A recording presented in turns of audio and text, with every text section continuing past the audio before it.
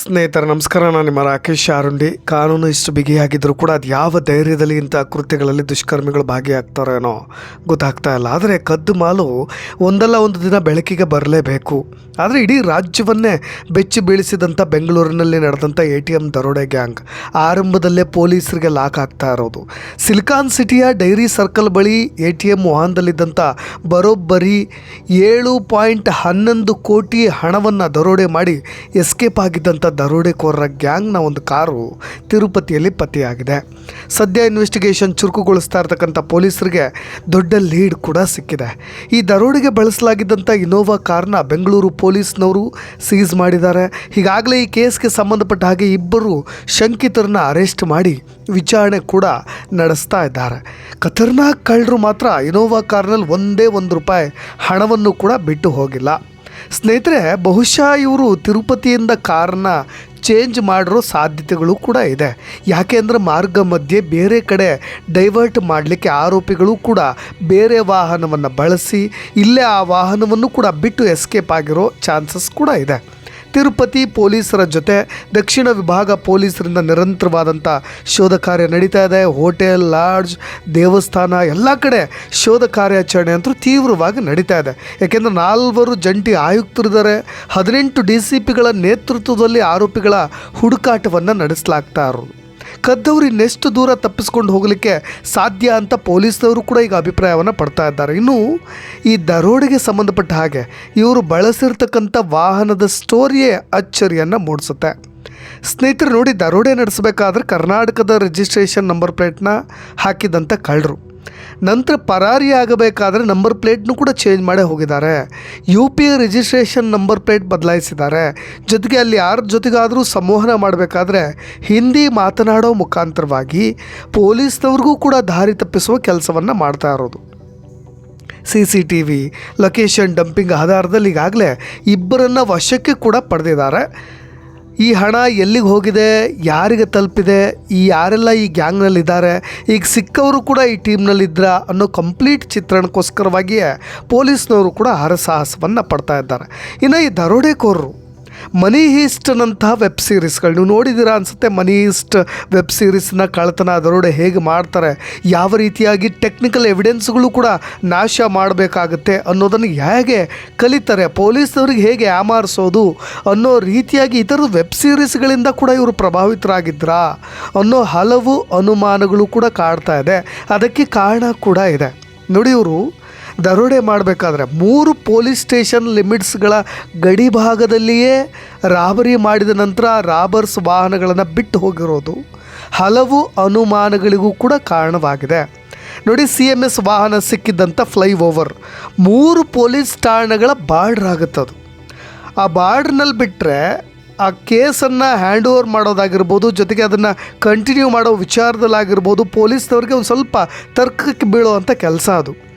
ಹಾಗಾಗಿ ಸ್ವಲ್ಪ ಸಮಯ ತೆಗೆದುಕೊಳ್ಳಿ ಅನ್ನೋ ಕಾರಣಕ್ಕೋಸ್ಕರವಾಗಿ ಆ ಬಾರ್ಡ್ರನ್ನ ಅವರು ಸೆಲೆಕ್ಟ್ ಮಾಡಿದ್ರ ಅಂತ. ಒಂದು ನಿಮಾನ್ಸ್ನಿಂದ ನಿಮಗೆ ಮೇಲ್ಭಾಗಕ್ಕೆ ಬಂದರೆ ಅಲ್ಲಿ ಆಡುಗೋಡಿ ಪೊಲೀಸ್ ಸ್ಟೇಷನ್ನ ಗಡಿ ಭಾಗ ಬರುತ್ತೆ, ಸರಹದ್ದು. ವಾಹನದ ಲೆಫ್ಟ್ ಸೈಡ್ ನಿಮಗೆ ಸದ್ಗುಂಟೆಪಾಳ್ಯ ಪೊಲೀಸ್ ಠಾಣಾ ವ್ಯಾಪ್ತಿ ಬರುತ್ತೆ. ಮತ್ತು ಈ ಕೃತ್ಯ ನಡೆದಿರೋದು ಸಿದ್ದಾಪುರ ಠಾಣೆಯ ಪೊಲೀಸ್ ಲಿಮಿಟ್ಸ್ನಲ್ಲಿ. ಈ ಪೈಕಿ ನಿಮಗೆ ಸಿದ್ದಾಪುರ ಪೊಲೀಸ್ ಠಾಣೆ ಇದೆಯಲ್ಲ, ಅದು ದಕ್ಷಿಣ ವಿಭಾಗಕ್ಕೆ ಸೇರಿದ್ರೆ ವಾಹನ ಸಿಕ್ಕಿದ್ದು ಕೂಡ ಒಂದು ಸ್ವಲ್ಪ ಇಂಚಿನ ವ್ಯತ್ಯಾಸದಲ್ಲಿ, ಅಂದರೆ ಸದ್ಗುಂಟೆಪಾಳ್ಯ ಪೊಲೀಸ್ ಠಾಣಾ ವ್ಯಾಪ್ತಿಯಲ್ಲಿ. ಈ ಪೊಲೀಸ್ ಸ್ಟೇಷನ್ ಸೌತ್ ಈಸ್ಟ್ ವಿಭಾಗಕ್ಕೆ ಸೇರುತ್ತೆ. ಹಾಗಾಗಿ ಒಂದು ವೇಳೆ ಈ ವಾಹನ ಸಿಕ್ಕ ಬಳಿಕ ಮೊದಲು ಯಾವ ಠಾಣಾ ವ್ಯಾಪ್ತಿಗೆ ಈ ಘಟನೆ ಬರುತ್ತೆ ಅನ್ನೋ ಕನ್ಫ್ಯೂಷನ್ ಕೂಡ ಪೊಲೀಸ್ನರಿಗೆ ನಿರ್ಮಾಣ ಆಗಲಿ ಅನ್ನೋ ಕಾರಣಕ್ಕೆ ಈ ರೀತಿಯಾಗೂ ಕೂಡ ಮಾಡಿರ್ಬೋದು. ಪೊಲೀಸ್ನವರು ಸಾಮಾನ್ಯವಾಗಿ ತಮ್ಮ ಪೊಲೀಸ್ ಲಿಮಿಟ್ಸ್ನಲ್ಲಿ ಆಧಾರದ ಮೇಲೆ ಕೆಲಸ ಮಾಡ್ತಾರೆ ಅನ್ನೋದು ಎಲ್ರಿಗೂ ಕೂಡ ಗೊತ್ತೇ ಇದೆ. ಅನೇಕ ಬಾರಿ ಯಾವುದೋ ಮೃತದೇಹಗಳು ಸಿಕ್ಕಾಗ, ಯಾವುದೋ ಈ ರೀತಿಯಾದಂಥ ಮರ್ಡರ್ಗಳಾದಾಗ ಪೊಲೀಸ್ನವರು ಕಿತ್ತಾಡೋದನ್ನು ಕೂಡ ನೋಡಿದ್ದೀವಿ. ಒಂದು ರೈಲ್ವೆ ಪೊಲೀಸು, ನಾರ್ಮಲ್ ಪೊಲೀಸು, ಇವರು ಎಲ್ರಿಗೂ ಕೂಡ ಯಾವ ವ್ಯಾಪ್ತಿಗೆ ಬರುತ್ತೆ ಅನ್ನೋ ಚರ್ಚೆ ದೊಡ್ಡ ಗೊಂದಲವನ್ನು ಕೂಡ ಮೂಡಿರುತ್ತೆ. ಅದನ್ನು ಕೂಡ ಅಡ್ವಾಂಟೇಜಾಗಿ ತೆಗೆದುಕೊಳ್ಳಲಿಕ್ಕೆ ಈ ದರೋಡೆಕೋರರು ಕೂಡ ಮುಂದಾಗಿರ್ತಕ್ಕಂಥ ಒಂದು ಹಿಂಟ್ ಸಿಗ್ತಾ ಇರೋದು. ನೋಡಿ, ರಾಬರ್ಸ್ಗಳ ಪ್ಲಾನ್ನಲ್ಲಿ ಈ ಅಂಶ ಕೂಡ ಇತ್ತಾ ಅನ್ನೋ ಪ್ರಶ್ನೆ ಈಗ ಹೇಳ್ತಾ ಇರೋದು. ಹಾಗಾಗಿ ಅನೇಕ ರಾಬರಿ ಸೀರೀಸ್ಗಳಲ್ಲಿ ಈ ಥರದ ಒಂದು ಟೆಕ್ನಿಕಲ್ನ, ಈ ಥರದ ಒಂದು ತಂತ್ರದ ಮೊರೆ ಅವರು ಕೂಡ ಹೋಗಿರ್ತಾರೆ. ಹಾಗಾಗಿ ಇವರು ಈ ವೆಬ್ ಸೀರೀಸ್ಗಳಿಂದ ಏನಾದರೂ ಇಂಪ್ಯಾಕ್ಟ್ ಆಗಿದ್ರಾ, ಈ ನಿಟ್ಟಿನಲ್ಲೂ ಕೂಡ ಪೊಲೀಸ್ನವರು ತನಿಖೆ ನಡೆಸ್ತಾ ಇದ್ದಾರೆ. ಜೈಲಿನಿಂದ ರಾಬರಿಗೇನಾದರೂ ಸಂಚು ರೂಪಿಸಿದ್ದಾರಾ ಅಂತ ಹೇಳಿ ಪರಪ್ಪನ ಅಗ್ರಹಾರದಲ್ಲೂ ಕೂಡ ಅಲ್ಲೂ ಕೂಡ ಒಂದು ಟೀಮ್, ಪೊಲೀಸ್ನವರ ಟೀಮ್ ಜೈಲಿನಲ್ಲಿ ಪರಿಶೀಲನೆ ನಡೆಸಿ ಮಾಹಿತಿಯನ್ನು ಕೂಡ ಕಲೆ ಹಾಕ್ತಾ ಇದೆ. ಒಟ್ಟಾರೆಯಾಗಿ ಈ ರಾಬರಿ ಗ್ಯಾಂಗಿಗೂ ಮತ್ತು ಜೈಲಿನಲ್ಲಿ ಒಳಗಿರ್ತಕ್ಕಂತಹ ಹಳೆಯ ಯಾರು ದರೋಡೆಕೋರರ ಗ್ಯಾಂಗು ಲಿಂಕ್ ಇದೆಯಾ ಅನ್ನೋ ಆಯಾಮದಲ್ಲೂ ಕೂಡ ವಿಚಾರಣೆ ನಡೆಸ್ತಾ ಇದ್ದಾರೆ. ಸ್ನೇಹಿತರೆ, ಈ ದರೋಡೆ ಹೇಗಾಯಿತು ಅನ್ನೋದನ್ನ ಡೀಟೇಲಾಗಿ ನೋಡ್ತಾ ಹೋದರೆ ನಮಗೆ ಅನೇಕ ಅಚ್ಚರಿ ಅಂಶಗಳು ಬೆಳಕು ಬರುತ್ತೆ. ನೋಡಿ, CMS ಏಜೆನ್ಸಿ ಸಿಬ್ಬಂದಿ ಬುಧವಾರ ಮಧ್ಯಾಹ್ನ ಸರಿಯಾದ ಸಮಯ 12:24ಕ್ಕೆ JP ನಗರದ HDFC ಬ್ಯಾಂಕ್ ಶಾಖೆಯಿಂದ 7.11 ಕೋಟಿ ರೂಪಾಯಿ 7,11,00,000 ಕ್ಯಾಶ್ನ ಟ್ರಂಕ್ನಲ್ಲಿ ತುಂಬಿಸ್ಕೊಳ್ತಾರೆ. ಗೋವಿಂದಪುರ ಶಾಖೆಗೆ ಕೊಡಲಿಕ್ಕೆ ಅಂತ ಹೋಗ್ತಾ ಇರ್ತಾರೆ. ನಿಮಗೆ ಮಾರ್ಗ ಮಧ್ಯೆ ಜಯನಗರ ಅಶೋಕ ಪಿಲ್ಲರ್ ಮೂಲಕ ತೆರಳಬೇಕಾದ್ರೆ ಒಂದು ಕಂದು ಬಣ್ಣದ ಇನೋವಾ ಮತ್ತು ಮಾರುತಿ ಕಾರು CMS ಏಜೆನ್ಸಿ ವಾಹನವನ್ನು ಫಾಲೋ ಮಾಡ್ಕೊಂಡು ಬರುತ್ತೆ. ಲಾಲ್ಬಾಗ್ ಸಿದ್ದಾಪುರ ರಸ್ತೆಯ 10ನೇ ಅಡ್ಡ ರಸ್ತೆಯಲ್ಲಿ ಮತ್ತೊಂದು ಮಾರುತಿ ಸ್ವಿಫ್ಟ್ ಕಾರು CMS ಸಿಬ್ಬಂದಿ ವಾಹನವನ್ನು ಹಿಂದಿಕ್ಕಿ ಅಡ್ಡಗಟ್ಟುತ್ತೆ. ಬಳಿಕ ಆ ಸ್ವಿಫ್ಟ್ ಕಾರಿನಿಂದ ಇಳಿದಂಥ 3-4 ಮಂದಿ ಅಪರಿಚಿತರು ನಾವು RBI ಅಧಿಕಾರಿಗಳು CMS ವಾಹನದ ಚಾಲಕ ಮತ್ತು ಸಿಬ್ಬಂದಿಗೆ ಪರಿಚಯ ಮಾಡಿಕೊಂಡು ನಂತರ ಈ ವಾಹನದಲ್ಲಿರ್ತಕ್ಕಂಥ ಹಣ, ದಾಖಲೆಗಳು ಎಲ್ಲವನ್ನು ಪರಿಶೀಲನೆ ಮಾಡಬೇಕಾಗಿದೆ. 7,11,00,000 ಅನಧಿಕೃತವಾಗಿದೆ ಅನ್ನೋ ಮಾಹಿತಿ ನಮಗೆ ಬಂದಿದೆ, ಕೆಳಗಿಳಿರಿ ಅಂತೇಳಿ ಅವ್ರನ್ನ ಇಳಿಸ್ಲಿಕ್ಕೆ ಬೆದರಿಸ್ತಾರೆ. ಹಾಗಾಗಿ CMS ವಾಹನದ ಚಾಲಕ ವಿನೋದ್ ಕುಮಾರ್, ಗನ್ಮ್ಯಾನ್ಗಳಾದಂಥ ರಾಜು ಮತ್ತು ತಮ್ಮಯ್ಯ ಮತ್ತು ಕಸ್ಟೋಡಿಯನ್ ಒಬ್ಬರು ಇರ್ತಾರಲ್ವ, ಅವರು ಎಲ್ಲರೂ ಕೂಡ ಕೆಳಗಿಳಿತಾರೆ. ಗನ್ಮ್ಯಾನ್ಗಳು ತಮ್ಮ ಬಂದೂಕುಗಳನ್ನು ವಾಹನದಲ್ಲೇ ಇಟ್ಟು ಕೆಳಗಿಳಿದಿರೋದೇ ಇಲ್ಲಿ ಮತ್ತೊಂದು ಸಮಸ್ಯೆ. ಮತ್ತು ಅಲ್ಲೊಂದು ಎಮರ್ಜೆನ್ಸಿ ಅಲ್ರಾಮ್ ಇರುತ್ತೆ, ಅದನ್ನು ಕೂಡ ಆತ ಪ್ರೆಸ್ ಮಾಡಿಲ್ಲ ಅನ್ನೋ ಮಾಹಿತಿಗಳು ಕೂಡ ಕೇಳಿಬರ್ತಾ ಇರೋದು. ಈ ವಿನೋದ್ ಕುಮಾರ್ನ ಪುನಃ ವಾಹನಕ್ಕೆ ಹತ್ತಿಸ್ಕೊಂಡಂಥ ದುಷ್ಕರ್ಮಿಗಳು ಇನ್ನೊಂದು ವಾಹನಕ್ಕೆ ಅವ್ರದ್ದೇ ಆದಂಥ ವಾಹನಕ್ಕೆ ಹತ್ತಿಸ್ಕೊಂಡ್ಮೇಲೆ ಆ ವಾಹನವನ್ನು ಡೇರಿ ವೃತ್ತದ ಮೇಲ್ಸೇತುವೆ ಮೇಲೆ ತೆಗೆದುಕೊಂಡು ಹೋಗಿ ಅಲ್ಲಿ ಕಾಯುವಂತೆ ಆತನಿಗೆ ತಿಳಿಸ್ತಾರೆ. ಉಳಿದ ಮೂವರನ್ನು ಇನೋವಾ ಕಾರಿಗೆ ಹತ್ತಿಸ್ಕೊಂಡು ಮತ್ತೆ ಇನ್ನೊಂದು ಕಡೆ ತೆರಳುತ್ತಾರೆ. ಮಾರ್ಗ ಮಧ್ಯೆ ಅಂದರೆ ನಿಮಾನ್ಸ್ ಜಂಕ್ಷನ್ನಲ್ಲಿ ಆ ಗನ್ಮ್ಯಾನ್ಗಳು ಮತ್ತು ಕಸ್ಟೋಡಿಯನ್ನು ಕೆಳಗಿಳಿಸಿ ನೀವು ಪೊಲೀಸ್ ಸ್ಟೇಷನ್ವರೆಗೂ ನಡೆದುಕೊಂಡು ಬನ್ನಿ ಅಂತ ಹೇಳಿ ಪುನಃ ಮುಂದೆ ಹೋಗ್ತಾರೆ. ಕೊನೆಗೆ ಈ ಡೇರಿ ವೃತ್ತದ ಮೇಲ್ಸೇತುವೆ ಮೇಲೆ ವಾಹನ ನಿಲ್ಲಿಸ್ಕೊಂಡು ನಿಂತಿದ್ದರಲ್ವ ಈ ವಿನೋದ್ ಕುಮಾರ್ಗೆ ಈ ಹಣ ತುಂಬಿದಂಥ ವಾಹನ, ಆತನಿಗೆ ಪಿಸ್ತೂಲ್ನಿಂದ ಬೆದರಿಸಿ ಆ ಹಣವನ್ನು ಮತ್ತೊಂದು ಕಾರಿಗೆ ಶಿಫ್ಟ್ ಮಾಡಲಿಕ್ಕೆ ಹೇಳಿ 7.11 ಕೋಟಿ ಮೊತ್ತದ ಹಣವನ್ನು ತುಂಬಿಸ್ಕೊಳ್ತಾರೆ. ಆ ನಂತರ CMS ವಾಹನ ಹಾಗೂ ಇನೋವಾ ಕಾರನ್ನು ಮೇಲ್ಸೇತುವೆಯಲ್ಲೇ ಬಿಟ್ಟು ಹಣವಿದ್ದಂಥ ಕಾರಣ ಸಮೇತ ದರೋಡೆಕೋರರು ಪರಾರಿ ಆಗ್ತಾರೆ.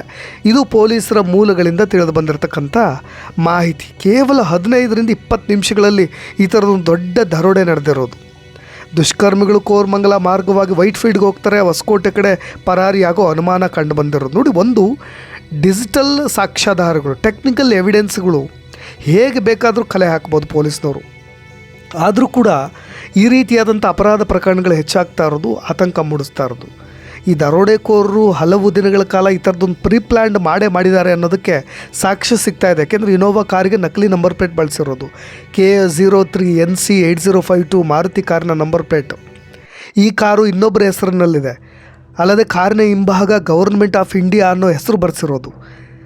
ಇಷ್ಟೆಲ್ಲ ಟೆಕ್ನಾಲಜಿ ಇಂಪ್ರೂವ್ಮೆಂಟ್ ಆಗಿದೆ. ಜೊತೆಗೆ ಅದು ಕೂಡ ಸಿಲಿಕಾನ್ ಸಿಟಿ ಅಂತ ಪ್ರದೇಶ, ಈ ಟ್ರಾಫಿಕ್ಕು ಜನನಿಬಿಡ ಪ್ರದೇಶದಲ್ಲೂ ಕೂಡ ಈ ಥರದ ದರೋಡೆ ಮಾಡ್ತಾರೆ ಅಂದರೆ ಎಂಥ ಚಾಲಾಕಿಗಳು ಖತರ್ನಾಕ್ ಇರ್ಬೋದು ಅಂತ ಹೇಳ್ಬೋದು. ಜೊತೆಗೆ ಒಟ್ಟಾರೆಯಾಗಿ ಪೊಲೀಸ್ನವರು ಕೂಡ ಈ ಟೆಕ್ನಿಕಲ್ ಎವಿಡೆನ್ಸ್ಗಳ ಆಧಾರದಲ್ಲಿಯೇ ತನಿಖೆ ಕೂಡ ನಡೆಸ್ತಾ ಇರೋದ್ರಿಂದ ಆದಷ್ಟು ಬೇಗ ಇವ್ರನ್ನ ಸೆರೆ ಹಿಡಿಯಬಹುದು ಅನ್ನೋ ವಿಶ್ವಾಸ ಕೂಡ ಇದೆ. ನೋಡೋಣ ಏನಾಗ್ಬೋದು ಅನ್ನೋ ಅಪ್ಡೇಟ್ಸ್ಗಳೊಂದಿಗೆ ಮತ್ತೆ ಬರ್ತೀನಿ. ನಾನು ರಾಕೇಶ್ ಆರೋಡಿ, ಧನ್ಯವಾದ.